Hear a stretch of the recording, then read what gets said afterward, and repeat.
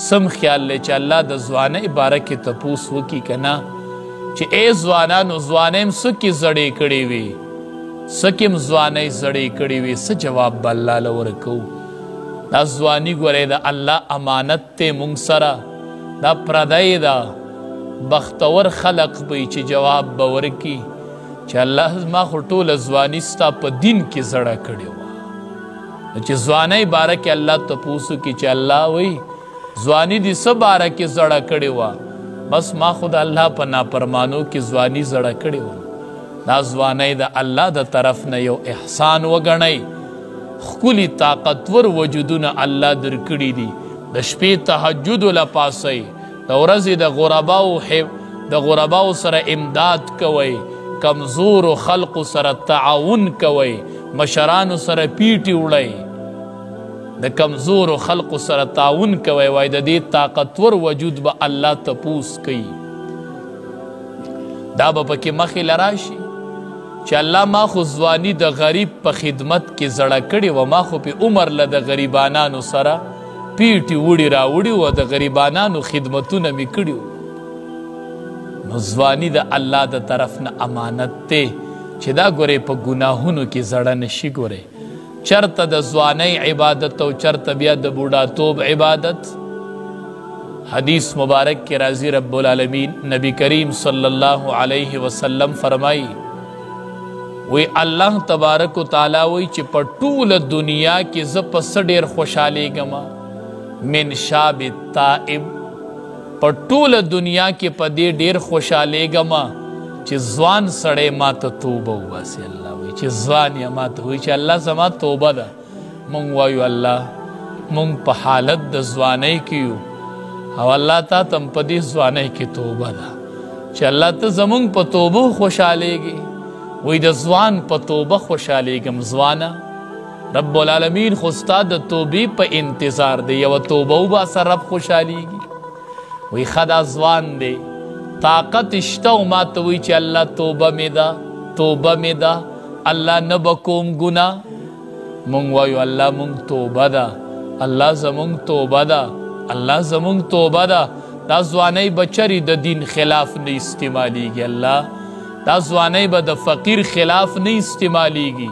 دا به د غریب خلاف نه استعمالیږي بل تپوس په الله وکړي وعن ماله د مال باره کې به الله تپوس کوي مال باره کې به ګورئ دوه تپوس کیږي من این اکتسبه وفیما انفقه چې دا مال دی ګټلی څنګه او مال دی بیا لګولی څنګه مال باره کې به ګورئ دوه تپوس کیږي او دا ډیر مشکل دی من این انفقه دا مال دی څنګه ګټلی او د کسب طریقه دی حلاله وه مزدوری چې دی کول او کاروبار دی کو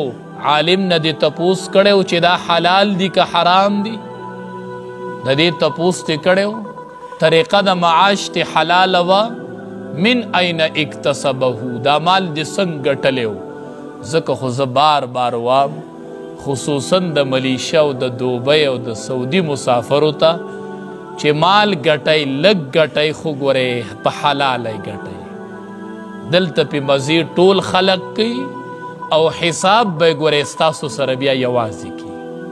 مزې به پې دلته نور خلق کوي او حساب به یې ګورئ تاسو سره لږې ګټئ خو حلالې ګټئ د برکت سره یې ګټئ ډیره ګرانه خبره ده ګورئ چې تپوس بیا وشي چې طریقه د کسب د حلاله وه او که نه حرامه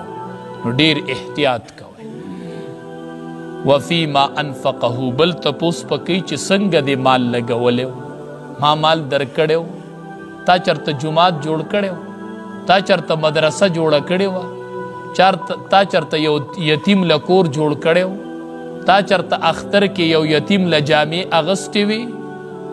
تا چرته په اختر کې ستا په پیسو د یو یتیم په کور کې اور بل شوی پخلی شوی ستا په پیسو مال دې کم ځای لګولی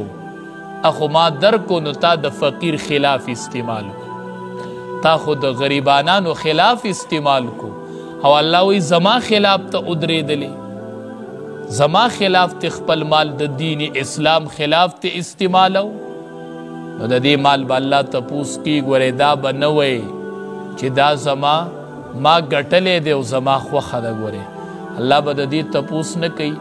چې تا واده کوی دن کې دا کالتوسونو باندې مال الوزولی و دغې مال لږ ځای راکه دا مال دې په څه کې لګولی و دا دې په کومه طریقه باندې لګولی و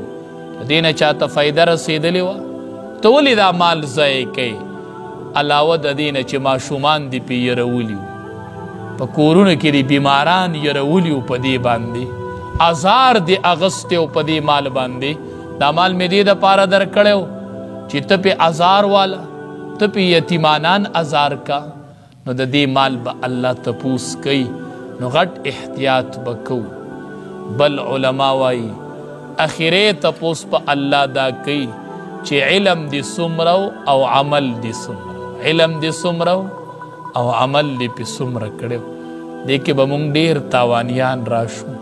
دې کې به ډېر ناکامه راځو الله به وی عالمه علم درته و په دې مسله او الله ما ته خو علم و عمل دې پې ولې نه کوو تا پې ولې عمل نه کوو خلقو ته دې وی او خپله دې پې عمل نه کوو دې کې به ډېر په خسران کې راځو یا الله زمونږ علم با عمل نصیبه کړه علم با عمل الله د بې عمله علم نه خو وساته کریم الله